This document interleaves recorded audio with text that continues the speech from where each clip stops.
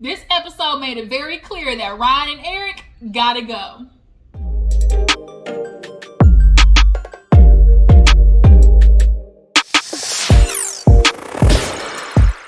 What's up, you guys? Welcome back to my channel. We are talking about Married at First Sight today. Y'all, I really appreciate y'all for being patient, waiting on me. Wednesdays, for some reason, are usually always like my busiest day, so I gotta play catch up usually on Thursday and Friday. So like I said, we're gonna talk about Married at First Sight today because this episode kind of revealed a lot about Eric. He got some splaining to do. But after Married at First Sight, hopefully I'll be able to get into New Jersey Housewives because I want to talk about these little Jersey hoes. They are just, Teresa in particular, Teresa and Jennifer, like, we got to keep a good eye on those two. And then last but not least, we will get into Waka and Tammy. And then hopefully this weekend, I think I want to do a live. I want to start doing more lives on my channel. That way it'd be easier to kind of discuss, all the crap that's been happening, during the week. So yeah, maybe this weekend we'll do a live. But until then, let's get into Married at First Sight. So if you're new to my channel, go ahead, hit that subscribe button. Okay, definitely, show some love and support. Hit that like button too. And let's keep this thing going, all right? So let's open up and talk about the little yangs before we get into the, the big stuff. So let's go ahead and knock out Vincent, as I call it, Brianna and Vincent. So Brianna and Vincent, they ain't nothing new. They've really been like lovey-dovey for the past 2 weeks. They still in honeymoon phase. So he's talking to her about dates. He took her on a boat. But one thing kind of like really made me uneasy, the fact that he was like, well, what are you going to do for me? Like, I took you on a boat. I feel like that's maybe something he's going to start having a habit of. He's definitely one of those guys that's like, I got to make sure I feel appreciated. Like he's big on respect. So respect and, feeling appreciated, I think is definitely going to be his thing. That pops out a little bit later in the relationship. The fact that he's like keeping tabs already, like, oh, I took you on a boat, like, what you gonna do for me? Like, I think that's definitely gonna be kind of an underlying little sneaky characteristic that's gonna come in with Vincent. But so far, he's giving her the teddy bear, Vincent. He's taking her dog out. This episode was basically about being dog parents because they all have dogs. So he is in love with this little dog. He's, taking it out in the morning, all that good shit. And then they go riding bikes because remember, he wants Brianna to start working out with him a little bit more. He realized Brianna's cooking, so he getting a little pudgy, getting a little beer belly. But it's okay. He got dad bod, and researchers just said dad bods are in, no more 6-packs. So he still wants to work out. So him and Brianna, like, they're doing pretty good right now. It ain't really shit going on with them. So let's go ahead and move on to let's talk about Haley and Jacob, right? Haley and Jacob last episode, Jacob basically said, I had enough and let Haley have it. He was like, I'm gonna tell her a piece of my mind, which is, you basically told me I was ugly, you aren't attracted to me, so why am I gonna keep trying to, to do things for a wife that clearly doesn't like me, she don't fuck with me, like, I'm trying to give her time and energy, and there's no reciprocation, like, bitch, I can't even get a hug. How would you feel like if your wife wouldn't even want to hug you? And I think, like he says, like, you're putting so much pressure on it. You're making it like it has to be this thing. Like, you really can't hug me like you hug strangers on the street. So the fact that you can't hug him, that's the purpose. Like, oh, we don't have a connection. That's the purpose of the hug.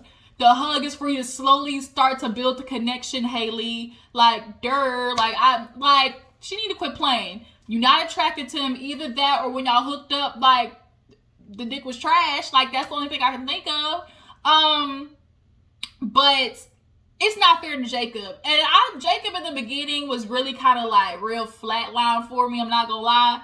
He really has that dry Seinfeld humor, but he's really growing on me. I just feel like his personality will come out more when there's a woman that helps his personality come out more. Cause I'm not gonna lie, he's dry as hell. He like a Popeye's biscuit with no honey. Like, Jacob is one of those dudes like that's good, but you gotta put a little honey on him. Like, you gotta bring it out of him a little bit, So Haley, the fact that she's so closed off and has his wall and don't necessarily get his humor, he don't know how to conversate with her because Brianna and Vincent and Haley and Jacob went to like a little pumpkin patch.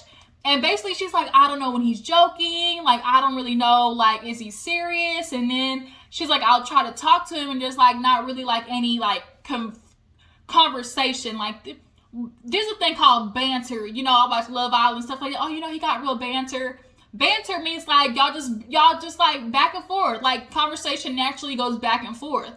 Jacob don't ask questions. He don't like it. Like, if I tell you I went on a trip and I did all these things, like, after that, you're supposed to ask me about the goddamn trip, Jacob. And he wasn't doing that. And Jacob, that is something you have to work on. Like, you need to definitely start actually conversing with Haley. But I just think at this point, he low-key shut down. He's like basically convinced himself, what the hell am I trying for? So when she does say something, it's like, oh, that's cool. But yeah, okay. Like, that's basically where they're at. Because when he gets with other people, he's talking, right? So Brianna was like, I mean, I can't tell them what to do with their marriage, how hard to try with their marriage, but I mean, they definitely. Haley, I just something about Haley, like, I ain't really feeling Haley. I'm not gonna lie. So moving on, because it wasn't really nothing much going on with them either. You know, they did reset. We gotta reset again. Like, these hoes freaking reset like a goddamn old like GameCube, where you gotta take the little console out and you blow on it, you shake it, and then you try to plug it back in and see if that makes it not glitch anymore. Boy, those are the good old days. You have to take out the little game and blow in it. Oh my gosh. So yeah, ain't shit else going on with them. Typical, besides they dogs fighting, because, you know, dogs was a huge thing this episode. So speaking of dogs, Chris don't give a shit about Bentley. He said it to the producers.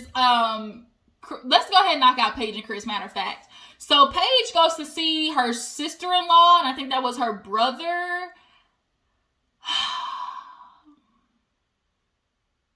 I hate to be this person, but bitch, what is you doing? Ma'am, them eyelashes. I am a person who, I just don't do the dramatic eyelashes. I just can't. I can't with them. It should not look like you have a whole tumbleweed glued to your eye. Like, how do you see? And I know your eyelids are tired. Like, they were so thick. I believe in like the nice little wispy, like, you know, natural glam lashes. I just don't do well with y'all see how dark those eyelashes made her eye look? Like, the whole scene, I just kept focusing on her eyelashes. They were so bad. But let me not rag on this woman like that, okay? You know, maybe it'll be a learning lesson. So she basically fills them in on Chris's, you know, fuckboy ways. And she's like, look, I was giving myself to somebody who clearly wasn't in this for real. She's like, I was dedicated to this marriage. I thought I was going to be, you know, 50-50 with somebody. But, you know, him getting a girl pregnant and disrespecting me, then he had the nerve to try to turn it back on me, which I'm glad she finally got, because he really did try to pull the okie doke on her, talking about, oh, you didn't answer the phone and I was calling you, you didn't answer, like, you don't want to have communication with me. Like, that's so effed up. Like, you're the one not even trying to, like, reciprocate actions. And it's like, nigga, what? Like, do you not remember, like she said, all the goddamn terror seeds that you planted this whole season? First, it's, I'm not attracted to you, but oh, that's after I hit it from the bike twice. And I continue to hit it constantly, even after I told you that my fiance's pregnant and I think I want to be with her because I don't want no other man raising my son, but you still gonna be my wife. So you actually gonna come in number one. You come above all else because that's what the Bible says, and I'm always gonna be there for my wife. But then after my wife comes home, I tell her, you know what, I'm gonna go back to Chicago and I'm gonna get back with my fiance. And then I'm gonna come back and talk to the counselor and tell the counselor, oh, you know, we can work on something. Let's start with dates. I don't want to call you on the phone, but I do want to take you out. So then when I take you out, I tell you, I find out, you know that I got engaged again, but I don't want to tell you for how long for. So if that's not working, like, I try to give you a phone call and you only want to hang out on camera. Newsflash, nigga, I'm not hanging out with you off camera because I already know what it is. You just want to fuck. Like, that's all Chris wants to do.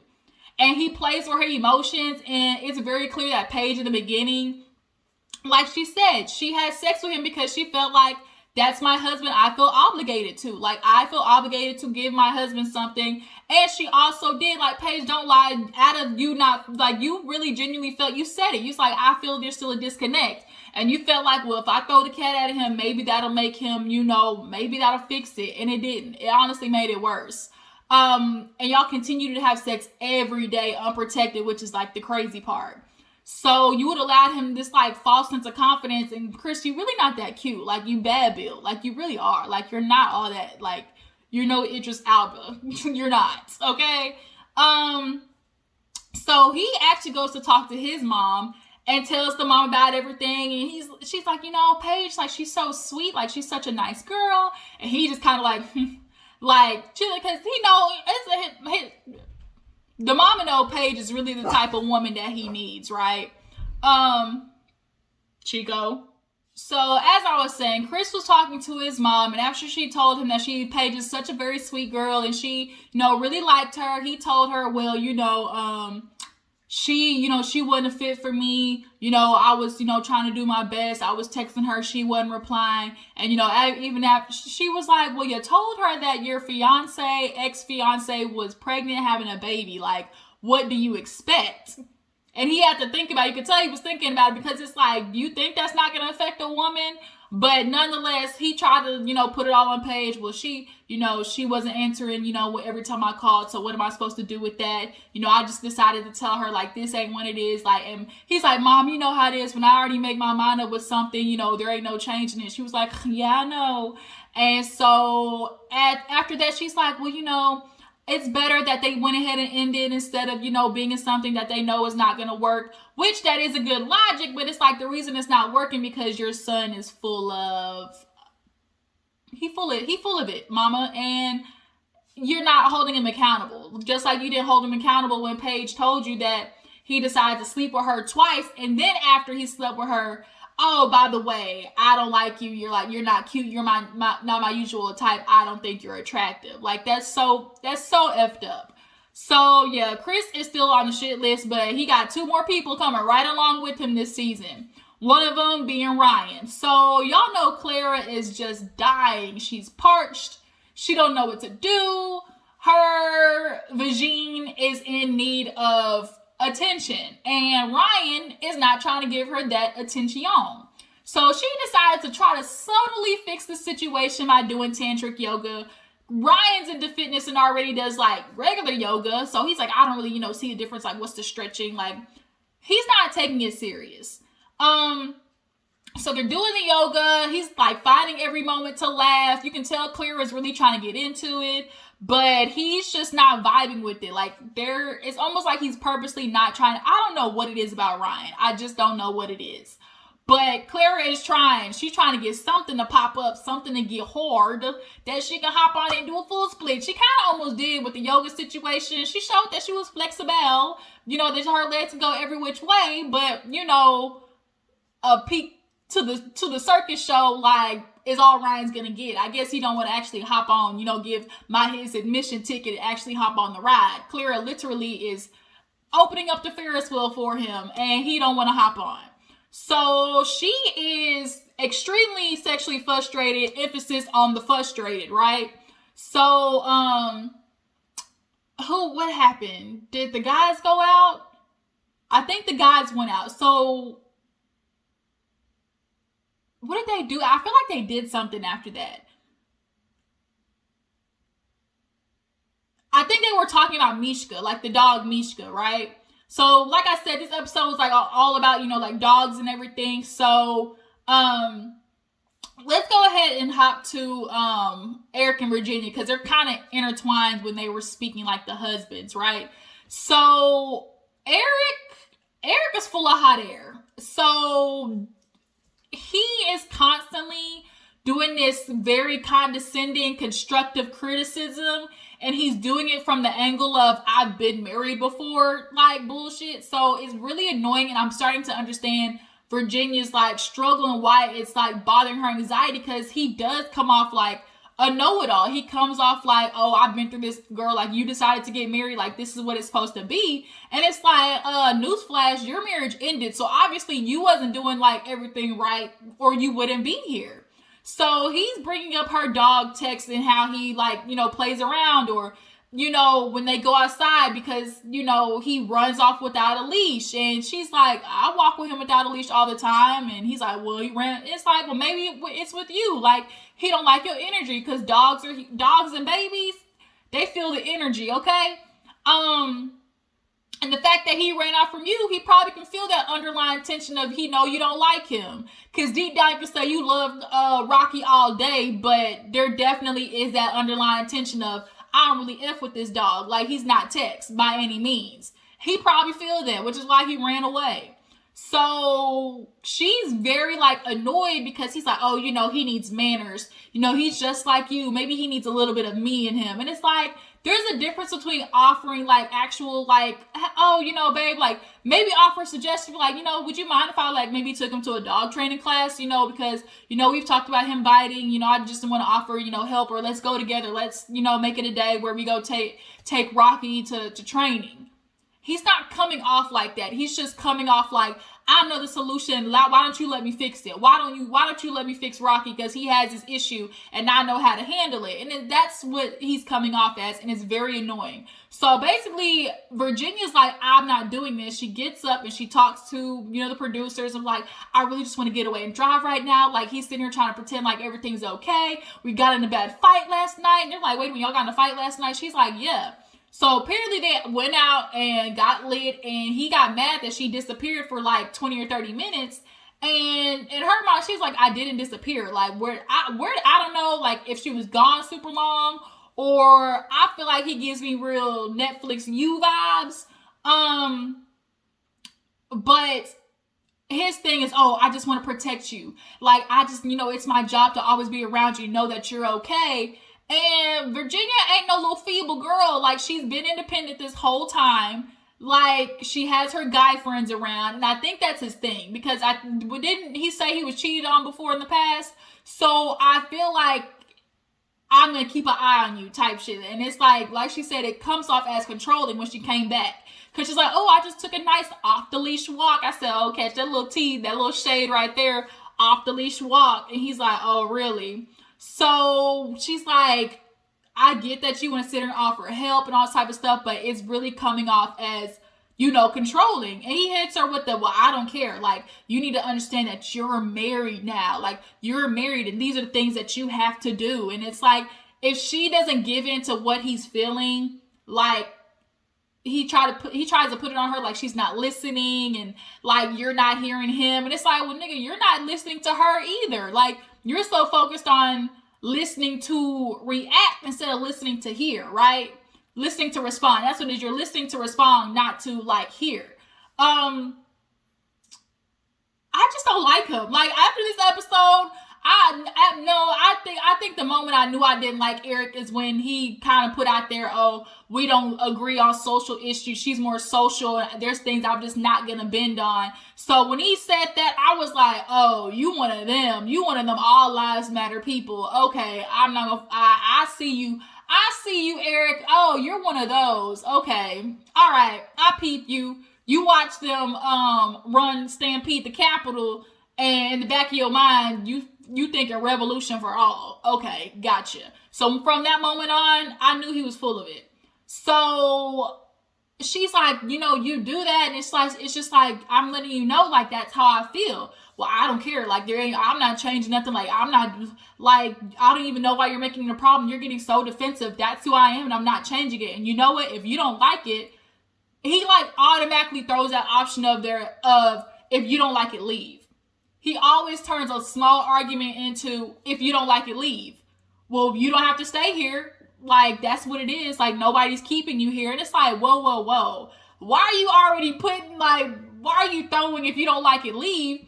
And she got annoyed because she's like, if you say that again, like, I'm going to punch you in the face, because it shouldn't be, well, this is who I am. I'm not changing. If you don't like it, leave, because that's why your marriage probably failed. I want to talk to his ex-wife.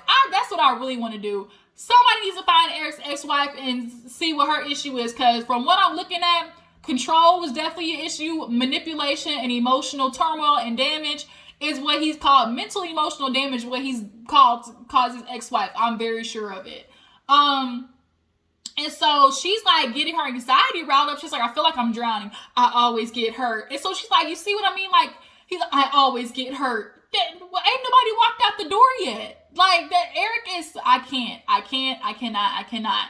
So they later come back and they try to, like, you know, cover up because their issue is they talk about stuff, then they kind of table it and they don't want to really discuss it fully because when they're together, they just want to, like, get together, you know, have a good time. Sometimes have drunk sex. Like, that's their thing. Like, it's very toxic. You can clearly see.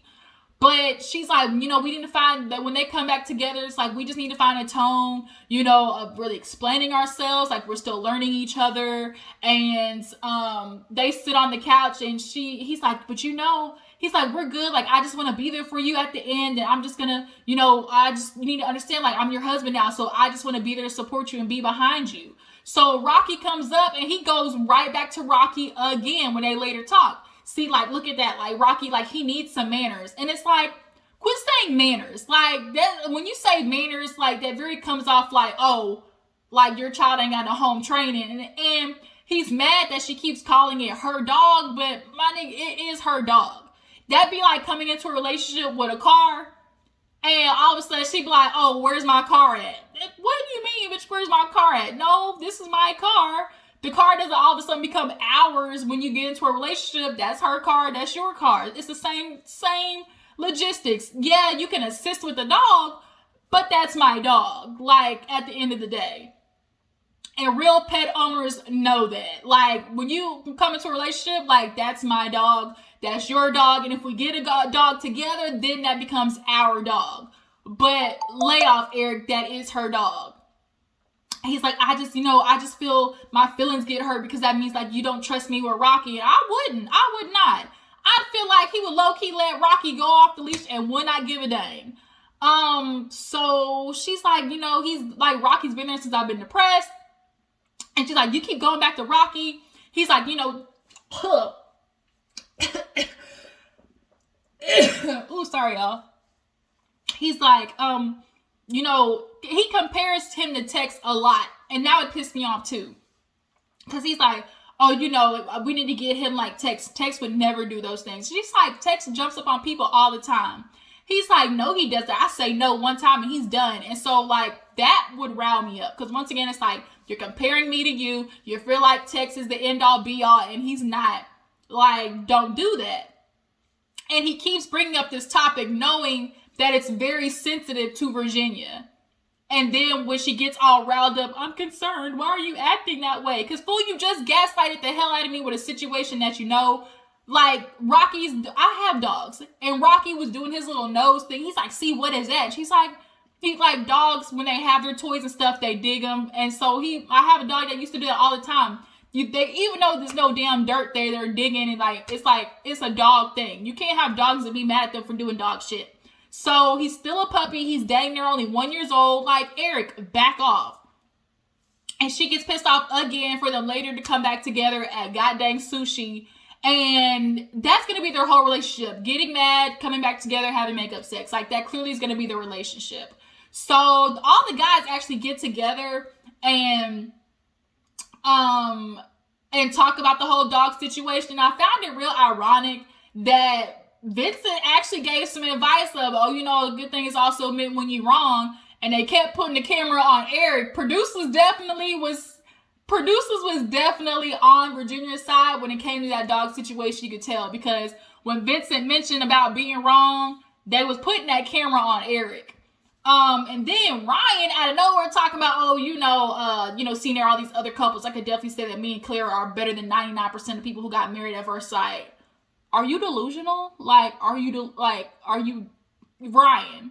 That's his thing. You can definitely tell he strives for perfection and being the best and be the best you. Like, he's always speaking in, like, goddamn motivational speaker type shit. And it's very annoying.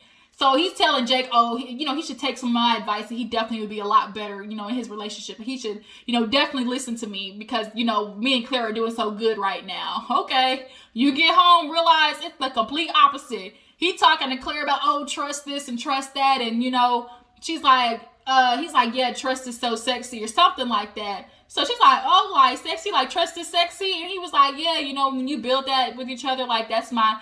So she's like, oh, well, I should get you a shirt that says that. He's like, yeah, when I wear that shirt, that'll let you know, like, basically things go down. When I put on the Trust is Sexy shirt, that means basically I'm ready to get it in. So for Clara, that's annoying because it's like, once again, I'm waiting on Ryan. So the episode ends on her going off, though. She's with the ladies, and she's like, I'm not understanding. I can't do it. And she's very a vocal person. So with her being a vocal person, and being quiet and not telling Ryan how she really feels, she blowing up to the ladies. She's like, I don't understand it because this is what's confusing. Like, we're doing everything else. Like, what are you waiting for? Like, is sex supposed to be this all butterflies and rainbows and there's a pot of gold at the end of, like, at the end? He's built up this, basically, like, this notebook type, like, lovemaking situation. But that doesn't work if you're still doing everything else regarding sex. And when she's like, it now makes sense why she's so upset, because it's like, I'm giving you orgasms literally every other night, okay, by hand or mouth. So if we're doing all of that, what are you, like, what? So Clara, that means you gotta stop, hun. Like, that means you gotta stop, because I guarantee once you stop, he's getting off. That's the thing. You're still getting him off. So he has no reason to, like, have anything pent up because you are satisfying him. And then to come to find out she ain't getting nothing in return. Wait a minute. This is a relationship here. There should be some give and take. And you seem to be doing all the giving, Clara. So how about you leave him alone, his little pecker alone, and see how fast that should change. Like, Clara, you need to stop doing it, and then you'll get something hopefully in return, because that is messed up. Like, you doing all of this for him and he's not doing anything for you. Like, that's foul. So that's pretty much where the episode ends. And next week, Virginia and Eric, of course, and Ryan and Clara, they gonna be getting into it again. So this episode was like a little bit of something, but not too much. So that was it. I'm gonna try to get this done, edited, and then we're gonna catch up on Real Housewives in New Jersey. So you guys, tell me how you feel about the episode. Tell me what you feel about Eric. Do y'all see his manipulative ways? Do you believe Virginia should go ahead and leave him? And what do you guys think is holding Ryan up from giving Clara the D? Like, she's sexually frustrated, Ryan. Like, what is your problem? Like, are you not attracted to her? Like, what is it? Make it make sense. All right. So I will see you guys in the next video. Go ahead and like, tag, and post, share all that good stuff. And I will see you next time. Deuces.